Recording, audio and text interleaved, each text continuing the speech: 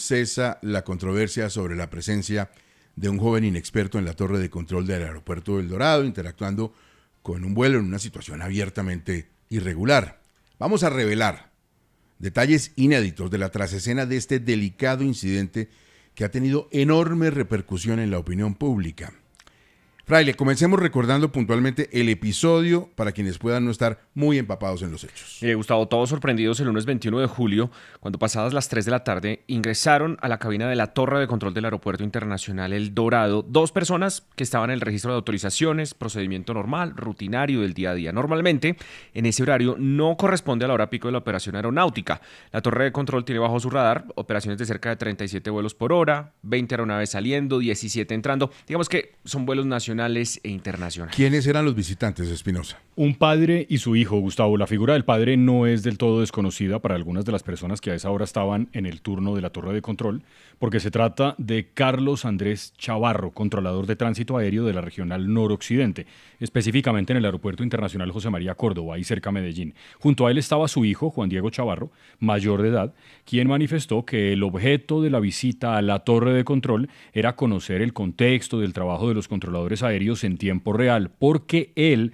Juan Diego Chavarro, el hijo, estaba en un proceso de selección como aspirante al curso básico Control Aeródromo, que adelanta el Centro de Estudios Aeronáuticos. Él había iniciado ese proceso el 10 de junio, cuando lo convocaron a una prueba de personalidad y de aptitudes. Incluso, Gustavo, tenemos en nuestro poder la lista de los convocados, pero pues para no sembrar una duda sobre el grueso de los aspirantes, mantenemos ese listado en reserva. Ahora, son 125 personas y allí, claro, estaba el joven Chavarro presentado con su documento de identidad. Fraile, entonces el joven está allí porque estaba en proceso de presentar una prueba.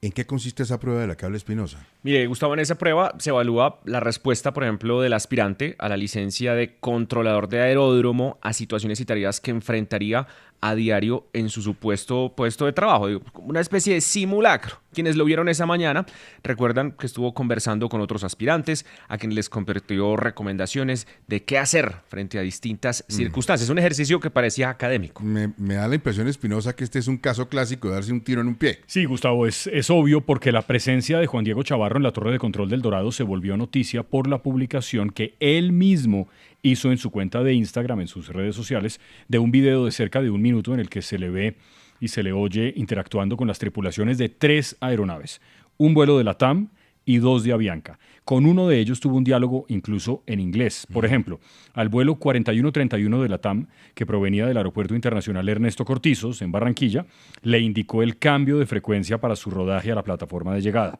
Al vuelo 4807 de Avianca, que iba con destino al aeropuerto Guillermo León Valencia en Popayán, le autorizó despegar. Y al vuelo 217 de Avianca, que salía de Bogotá con destino al aeropuerto internacional Ministro Pistarini de Ezeiza, en la Argentina, le autorizó despegar por la pista 1-4 derecha. Como decimos aquí en este programa, toda acción tiene su reacción en la física y también en el servicio público. Reacción que usted tiene en sus manos, Fraile, ahí. Mire, Gustavo, Caracol Radio puede confirmar que por estos hechos la Aerocivil emitió la resolución 01923 del 25 de julio y suspendió las licencias aeronáuticas de controlador de tránsito aéreo número 3 de Luis Antonio Díaz Díaz y de Mauricio Ferrer Bravo. Dice la resolución que tenemos aquí en nuestro poder y que podrán consultar los oyentes en nuestra página web en caracol.com.co. Para ese momento, el titular de la frecuencia 118.1 MHz era el señor Luis Antonio Díaz Díaz y el supervisor Mauricio Ferrer Bravo, quienes permitieron que personal ajeno a la entidad ejerciera funciones de controlador de tránsito aéreo, exponiendo la operación a un grave riesgo de seguridad operacional por falta de requisitos de licencias, atribuciones, pericia y conocimientos para desempeñar tales funciones, poniendo en riesgo la vida y bienes de los usuarios del transporte aéreo en esos momentos. De modo que no fue una simple entrada a la torre de control. No, Estuvo en peligro la operación aérea. Otro detallito bien importante que vamos a revelar a esta hora, Espinosa. Sí, es que, Gustavo, pudimos establecer que no fueron 5 minutos ni 3 aeronaves con las que interactuó el joven Juan Diego Chavarro. Su presencia en la torre de control del Dorado habría sido de 50 minutos. En ese tiempo se comunicó con tripulaciones de más de una veintena de vuelos que estaban cubriendo rutas nacionales e internacionales. Por la conducta de los 2 controladores, la aeronáutica queda expuesta a una situación que complica aún más el caso. Y es que, ojo, puede vincular autoridades de Estados Unidos, porque en el tiempo en el que el joven Chavarro ejerció funciones de controlador de tránsito aéreo, sin tener su grado, ni haber estudiado el tema, ni tener la autorización, había en vuelo aviones con matrícula norteamericana, matrícula November, en el espacio aéreo que vigila la torre de control del Aeropuerto Internacional El Dorado. A esos aviones se les pudo haber vulnerado la seguridad operacional y por eso se espera que en próximos días llegue una comunicación de la Federal Aviation Administration, la FAA por sus siglas en inglés, sobre este particular, sobre esto que hoy contamos en Caracol Radio. Bueno, creo que la salud del enfermo se está deteriorando porque lo que era delicado se complica ahora con los Estados Unidos y tengan en cuenta ustedes los roces que hay entre ambos gobiernos. El palo, como dicen, no está para cucharas para estas jugarretas de seguridad aérea. Pero, Fraile, ¿cómo estamos en materia de la regulación aquí en Colombia? Gustavo, Juan Diego se las quiso dar de avión y la verdad es que eso se castiga y con mucha severidad en Colombia. Lo que dice el reglamento aeronáutico colombiano que está publicado en la página de Aerocivil es que podría ser sancionado con una multa de 247 unidades de valor tributario. A valor de hoy serían como unos 12 millones de pesos. ¿Quién? Ojo a esto, abro comillas. Ejerza funciones propias de personal aeronáutico para las cuales se requiere licencia, habilitación o certificado de aptitud sin ser el titular de los mismos. El caso exacto que estamos describiendo. Quien indebidamente o sin autorización opere frecuencia radial o equipo alguno de los servicios de tránsito aéreo, telecomunicaciones, información aeronáutica, meteorología o de ayudas a la navegación aérea. Exactamente lo que estamos describiendo. Bueno, hay otras versiones que estamos en proceso de confirmar que podrían indicar que esta sería una reincidencia. ¿Por qué reincidencia?